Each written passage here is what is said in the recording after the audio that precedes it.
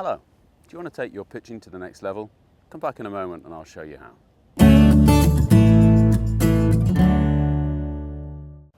So how can we improve your pitching? If you've been watching the channel for the last couple of weeks now, I've been talking about a thing we call a move, which is about getting the transition of your downswing started by this slight kind of sitting movement.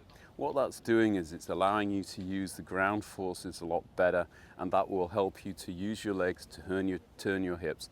Turning your hips will turn your upper body will apply pressure to your arms to the golf club, and you're going to get this kind of late release, and you're going to get far more power and pressure onto the golf ball. And this will help your pitching as well.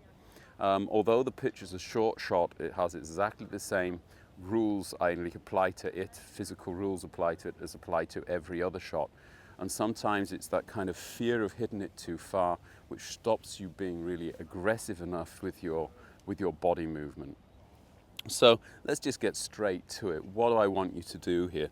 Now, you stand a little bit closer, together with your feet around about kind of hip height.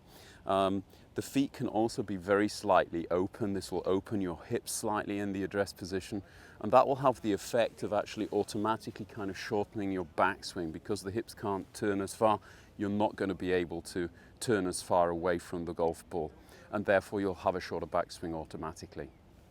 Then when you get to the top of the backswing, you want to have again this feeling of kind of sitting on the stool.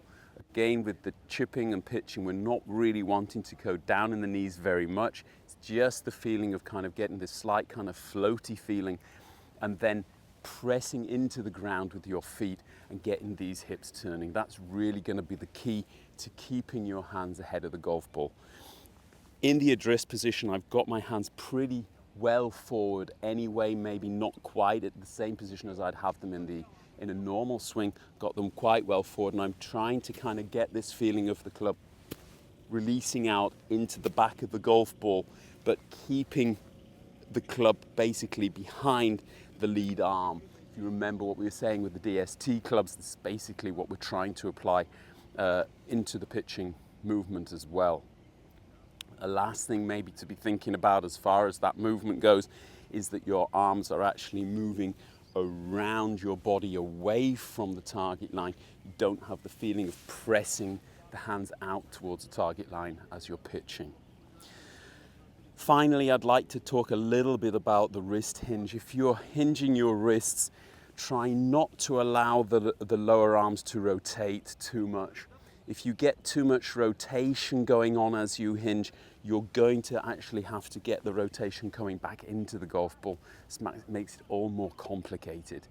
If you can get a bit more of a kind of a hinge back with the right hand, keeping the club face in the feeling closed actually parallel here to your spine angle, then it's going to basically just be a question of turning your body back into the golf ball and letting the club release out into the back of the ball. And you don't really have to worry about the direction of the shot whatsoever.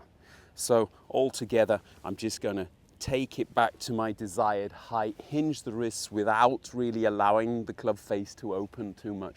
Then I'm going to take this little dip into the stool and press with the feet and get the upper body rotating and the club releasing into the back of the ball. How does it look with a golf ball?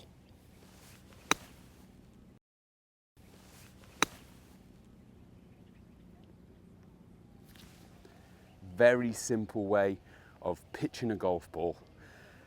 Hope it helps you. Get out on the driving range and try it out. Get out on the golf course and trust it.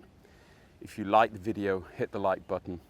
If you haven't subscribed to the channel yet, please do that.